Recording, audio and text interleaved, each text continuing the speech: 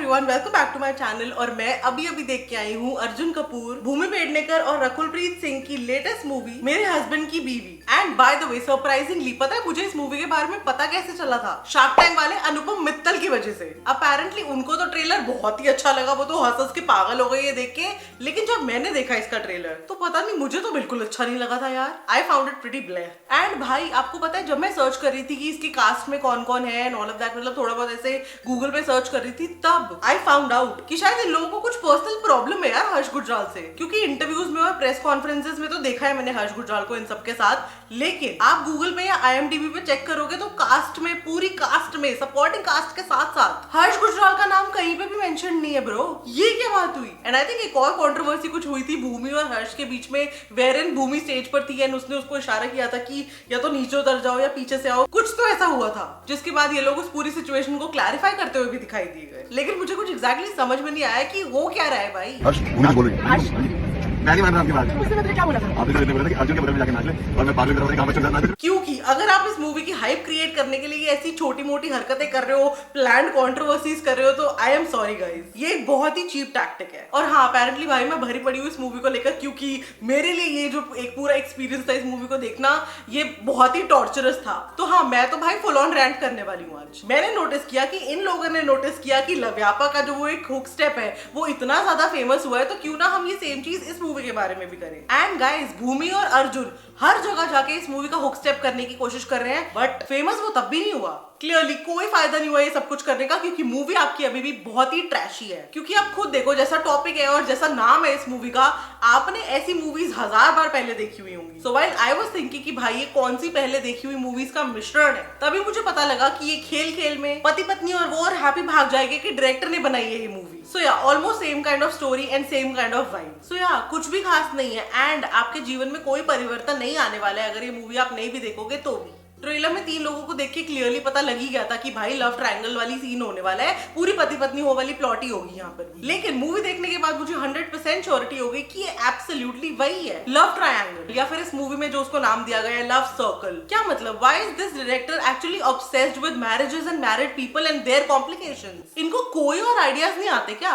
And by the way guys, इस movie की Google ratings are so messed up. जिस दिन फ्राइडे को ये रिलीज हुई थी, मैंने रात को देखा 3.1, उसके बाद मैंने बीच में चेक किया तो it went down to 2.9 and then fake reviews और फेक रेटिंग्स खरीदे गए हैं guys, it is back to 4.1। So I think अब तो हमें इस मूवी के बारे में डिटेल्स में बात करनी ही चाहिए। हाय क्या खुशी हो रही है ऐसे रैंट करते हुए, तो मजा ही आ जाएगा। रुको जरा बताती हूँ। सो वैसे तो इसकी कोई खास स्टोरी है नहीं, लेकिन जो भी है उसके बारे में बात कर लेते हैं। इस मूवी में है 3 मेन कैरेक्टर्स, अंकुर यानी अर्जुन कपूर, प्रबलीन यानी भूमि और अंतरा यानी रकुलप्रीत। अंकुर आई थिंक कुछ रियल एस्टेट में काम करता है एंड वो और प्रबलीन 3 साल के लिए मैरिड थे, बट अब उन दोनों का डिवोर्स हो चुका है और अंकुर इस एपिसोड से मूव ऑन करना चाह रहा है। इसी सब के चलते अंकुर एक वर्क ट्रिप पे दिल्ली से ऋषिकेश जाता है, जहां पर वो अंतरा से मिलता है। Then sparks fly between them and eventually he falls in love with her. And right when वो अंतरा से शादी करने वाला होता है, तभी प्रबलीन उसकी लाइफ में वापस आ जाती है। This time she is met with an accident, जिसकी वजह से उसको पार्शियल एमनीजिया हो जाता है और वो पिछले 5-6 सालों में जो भी हुआ है वो सब कुछ भूल चुकी है। तो ऑब्वियसली उसको ये भी याद नहीं है कि उसका और अंकुर का डिवोर्स हो चुका है, which means that she still believes कि वो अभी भी उसकी वाइफ है। अंकुर फिर भी उसको बता देता है कि हमारे बीच में क्या प्रॉब्लम्स हुई थी जिसकी वजह से डिवोर्स हुआ था and all of that,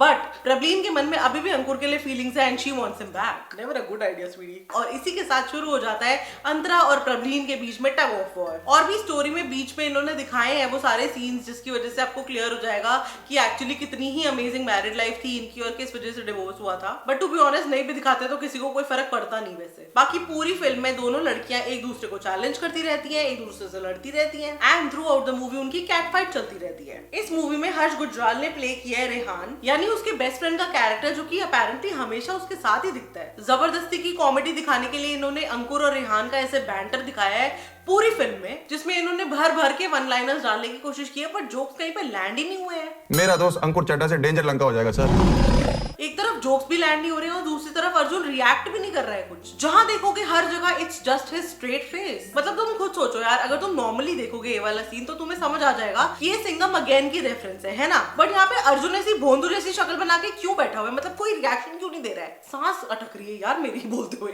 you know it is actually irritating at this point. Bro almost 15 साल हो गए इस बंदे को इंडस्ट्री में, लेकिन अभी तक इसकी एक्टिंग सुधरने का नाम नहीं ले रही है। ऑल्सो एक और बहुत ही अमेजिंग चीज है इस मूवी के बारे में, that it is very slow paced. मतलब लिटरली कहीं कहीं तो एक्चुअली आपकी पेशेंस टेस्ट हो जाएगी बैठे बैठे। वही मतलब अगर 2.5 घंटे की पिक्चर बनानी है तो आप उसको खींच खींच के ड्यूरेशन बढ़ाने के लिए इतना अननेसेसरी बिल्डअप करोगे जिसकी कोई जरूरत ही नहीं है। एंड ऑनेस्टली इन्होंने एक रोम कॉम बनाने की कोशिश की है, बट ना ही ये रोमांटिक है और ना ही ये कॉमेडी है। I swear rom com is one of my favourite genres, लेकिन दिस ये धब्बा है उसके नाम पे यार। कास्ट की बात करें तो Arjun was pretty average in this film. All I want to say is कि भाई अब तो खुशी कपूर भी बेटर होने का ट्राई कर रही है। आप कब तक स्ट्रेट फेस लेके घूमते रहोगे और उसी से काम चलाते रहोगे यार? अब तो सीख जाओ एक्टिंग। आई स्वेयर कभी कभी मेरे को डाउट होता है इसने सिंघम में कैसे अच्छा कर लिया, इसने डेंजर लंका वाला कैरेक्टर कैसे पकड़ लिया सही, या तो आई डोंट नो ये इससे सिर्फ नेगेटिव रोल्स ही करवाओ प्लीज, उसको नॉर्मल रोमांटिक हीरोज ये सब मत दो।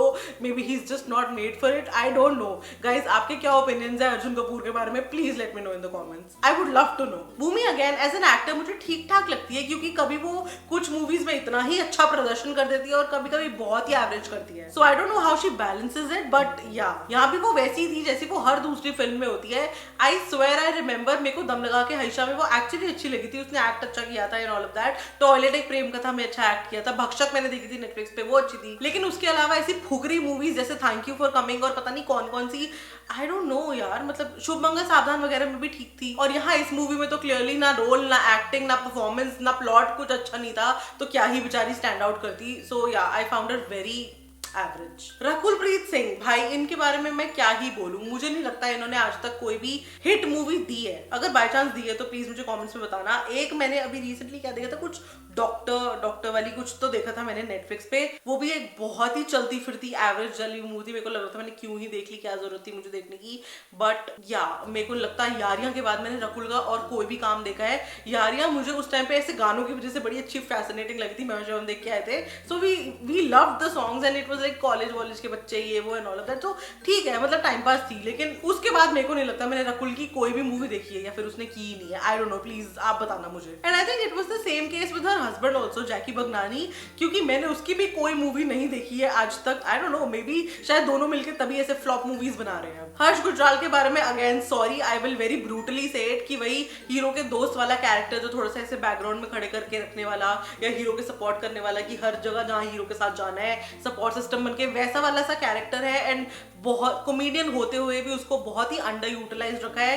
एंड उसने मारे हैं थोड़े बहुत पंचेस, लेकिन उसके अलावा मेरे को लगता है कैरेक्टर में कोई दम नहीं था, कुछ नहीं था। It didn't add anything to the film. मतलब तुम खुद सोचो, अगर इन लोगों ने अच्छे से हर्ष गुजराल को यूटिलाइज किया होता एज अ कॉमेडियन तो कितनी अमेजिंग कॉमेडी बन सकती थी ये movie, because this had some potential. लेकिन इन लोगों ने बिल्कुल खराब कर दिया उसको। रादर सपोर्टिंग कास्ट में इन्होंने भर भर के लोग लिए हुए हैं, इतने सारे पुराने रिनाउंड फेसेस जैसे कंवलजीत सिंह, टीकू तलसानिया, डिनो मोइया एटसेट्रा, ये सारे के सारे लोग अपने क्राफ्ट में बहुत अच्छे हैं एंड इन्होंने अपने सीन्स एक्चुअली अच्छे से किए हैं। सॉन्ग्स भी इस मूवी के ठीक ही है, बुरे नहीं है, लेकिन ज्यादातर रीमिक्सेस ही हैं। जैसे अपना बना ले मुझे बालमा वाला गाना हो गया,